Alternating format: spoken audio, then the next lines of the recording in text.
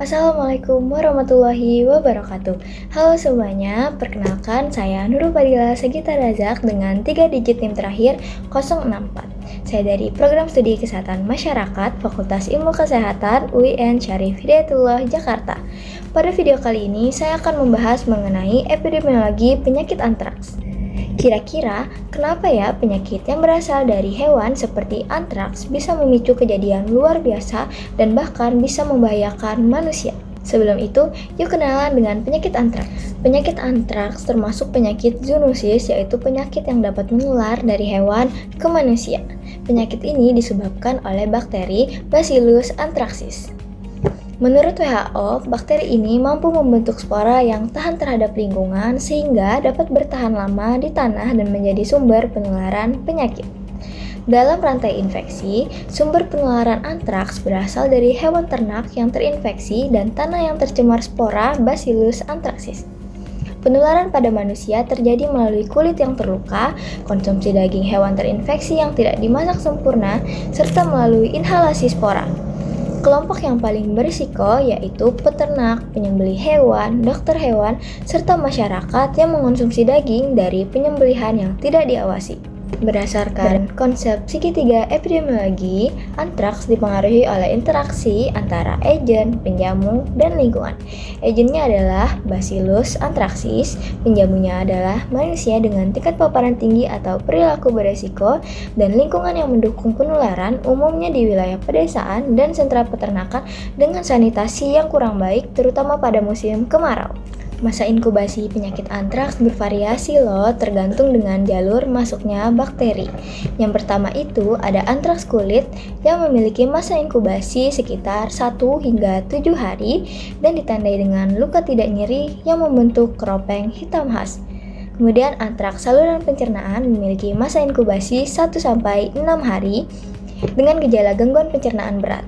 Dan yang terakhir itu ada antraks inhalasi, dapat berlangsung dari beberapa hari hingga beberapa minggu. Dan ini merupakan bentuk paling berat karena berisiko kematian. Dalam epidemiologi deskriptif, distribusi antraks dilihat menurut orang, tempat, dan waktu. Distribusi menurut orang menunjukkan bahwa kelompok berisiko tinggi adalah orang dewasa dengan pekerjaan yang berkaitan dengan ternak, serta perilaku berisiko seperti menyembelih hewan yang sakit.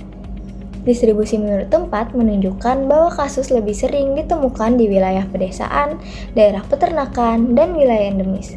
Dan distribusi menurut waktu menunjukkan bahwa kejadian antraks ini cenderung meningkat pada musim kemarau loh, dan berpotensi menimbulkan kejadian luar biasa apabila tidak dikendalikan dengan cepat.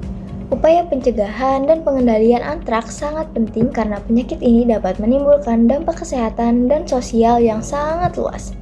Pencegahan dilakukan melalui pendekatan One Health, yaitu pendekatan dengan kerjasama lintas sektor antara kesehatan manusia, kesehatan hewan, dan lingkungan.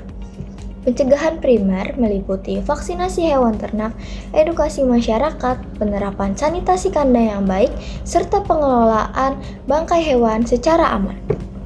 Dan pencegahan sekunder dapat dilakukan melalui deteksi dini kasus, diagnosis cepat, surveillance aktif, serta pelaporan segera apabila ditemukan hewan atau manusia dengan gejala antraks.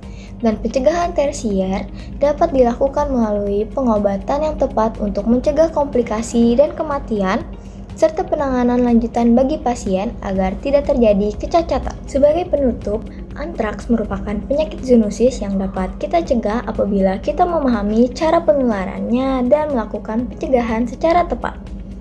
Tidak menyembelih atau mengonsumsi hewan yang sakit, mendukung vaksinasi ternak, serta segera melapor apabila ditemukan gejala pada hewan atau manusia merupakan langkah penting untuk mencegah terjadinya kejadian luar biasa.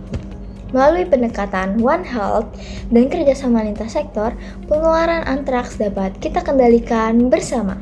Terima kasih atas perhatiannya, semoga video ini dapat bermanfaat untuk kita semua. Wassalamualaikum warahmatullahi wabarakatuh.